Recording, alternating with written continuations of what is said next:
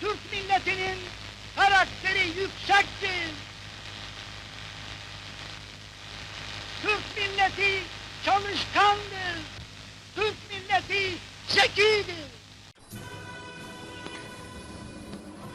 Mustafa Kemal Atatürk dikenal sebagai Bapak Bangsa Turki yang berjasa melahirkan Turki sebagai negara modern dan juga sekaligus sebagai pelopor sekularisasi di dunia Islam.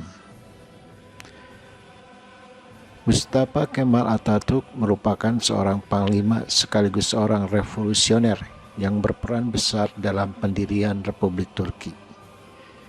Dia adalah presiden pertama Turki dan reformasinya telah memodernisasi negara itu. Mustafa lahir pada tahun 1881 di Salonika, sekarang bernama Thessaloniki, di negara Yunani, yang saat itu merupakan wilayah Kekaisaran Ottoman. Siapa yang menyangka Atatürk ternyata dibesarkan dalam keluarga yang lekat dengan nilai-nilai Islam.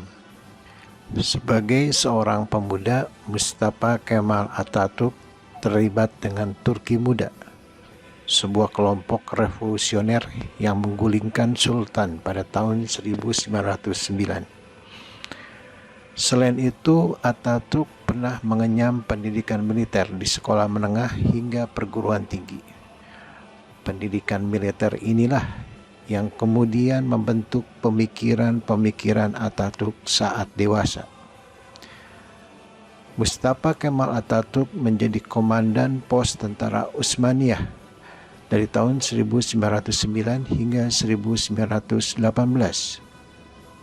Pada tahun 1911, ia bertugas melawan Italia di Libya dan kemudian dalam Perang Balkan antara tahun 1912 sampai tahun 1913.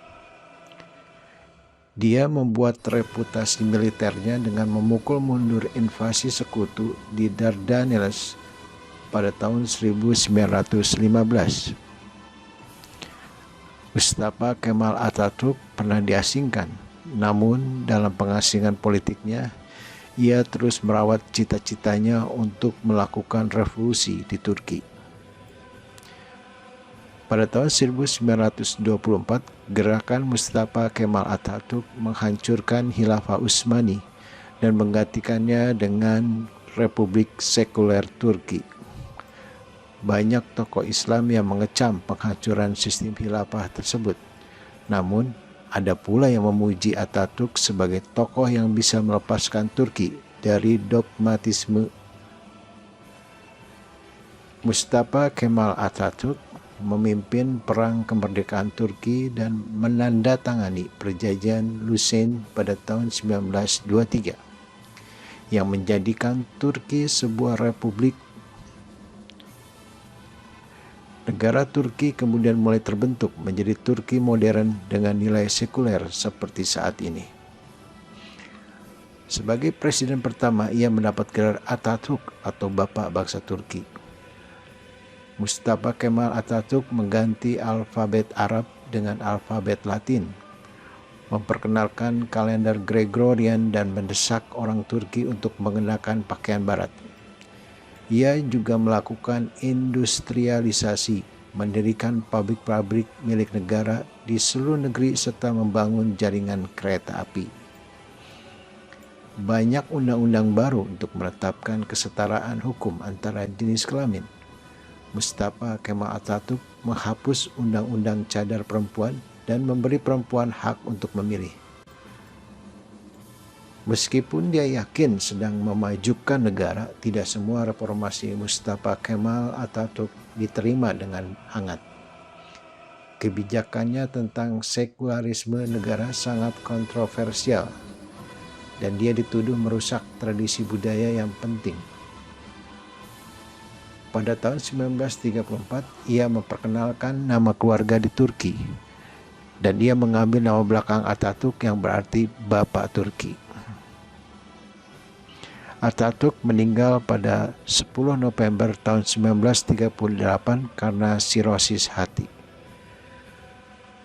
Meskipun kontroversial, Atatürk banyak menginspirasi tokoh dunia lain tentang pembentukan sebuah negara. Salah satu yang terinspirasi oleh Atatürk ialah Bung Karno, Presiden RI yang pertama. Dalam buku kumpulan tulisannya, Di Bawah Bendera Revolusi, Soekarno terpukau oleh gerakan pembaharuan di Turki yang dipelopori oleh Atatürk. Atatürk dinilai Soekarno berhasil menciptakan konsep nasionalisme di Turki. Nasionalisme Turki yang memisahkan agama dan negara inilah yang menjadi cikal bakal pemikiran Bung Karno soal konsep negara Indonesia seperti saat ini. Indonesia menjadi negara yang berlandaskan prinsip kemanusiaan namun tanpa mengesampingkan agama. Hak memeluk agama juga telah dijamin oleh undang-undang.